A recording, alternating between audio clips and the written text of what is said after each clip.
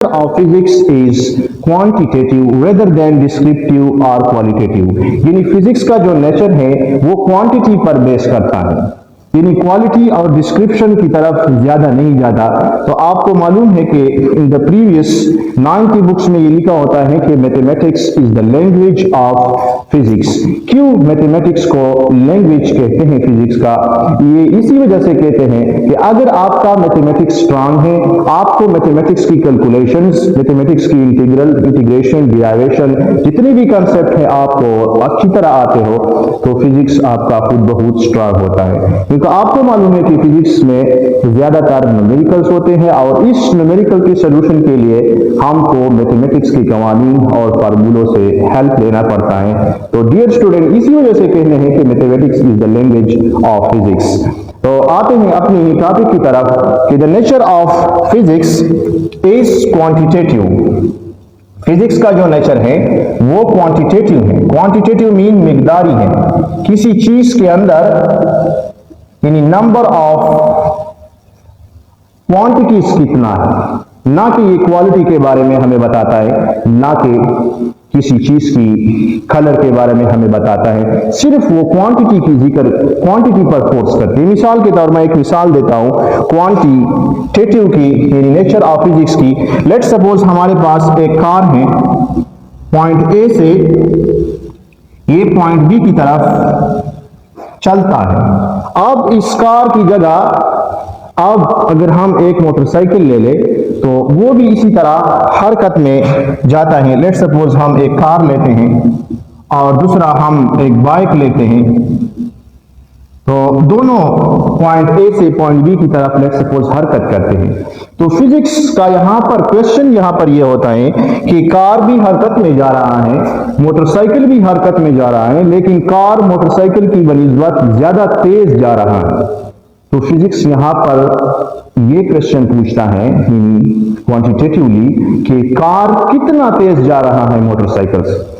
या अगर हम एक प्लेन की बात करें कि प्लेन एक कार की बनिस्बत ज्यादा तेज हरकत करता है, तो फिजिक्स का यहाँ पर प्रॉब्लम ये होगा, अगर हम नेचर की बात करते हैं कि अगर प्लेन कार की बनिस्बत ज्यादा तेज रफ्तार के साथ चलता है तो कितनी रफ्तार, कितनी तेजी के साथ बनिस्बत कार के वो आगे की तरफ बढ़ सकता है। तो क्वांटिटी का मतलब ये होता है कि फॉर एग्जांपल अगर कार इस पॉइंट ए से पॉइंट बी की तरफ डिस्टेंस कवर करता है s with in time t, तो फिजिक्स किया करता है, फिजिक्स इसके लिए फार्मूला ढूंढता है कि किस फार्मूले के जरिए अब अगर हम कार का स्पीड मालूम करें तो v is equal to s divide by t।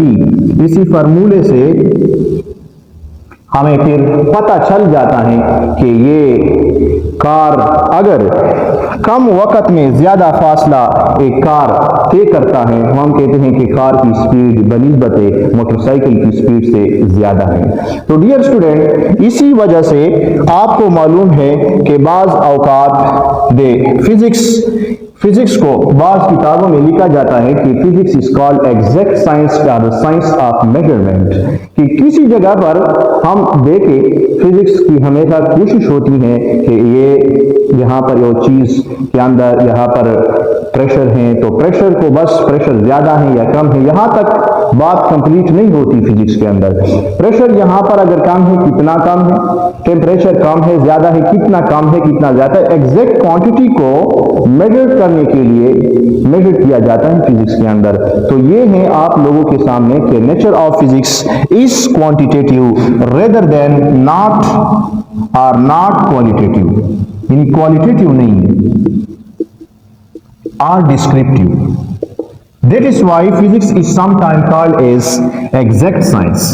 यानी बाज़ औकात फिजिक्स को is exact science का नाम भी देते हैं, और साइंस ऑफ मेजरमेंट या साइंस ऑफ मेजरमेंट का नाम भी दिया जाता है।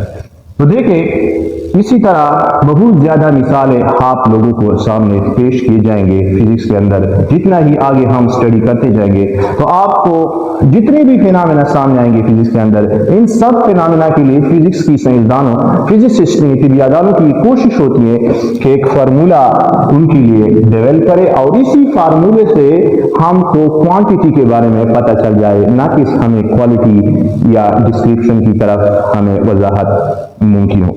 तो देखिए, आप लोगों को मालूम हुआ डियर स्टूडेंट कि physics always emphasises on measurement, हमेशा फिजिक्स बेस करता है किसी चीज की पैमाइश पर। तो हम किसी चीज की जब पैमाइश करेंगे तो हम क्वांटिटी के बारे में डिस्कस करेंगे। That is why the nature of physics is quantitative rather than or not qualitative or descriptive. Therefore, physics sometimes called as exact science or science of measurement. So dear students, I hope कि आप लोगों को ये nature of physics के बारे में थोड़ी सी मालूमात हासिल हो चुकी होगी। तो यहाँ तक हम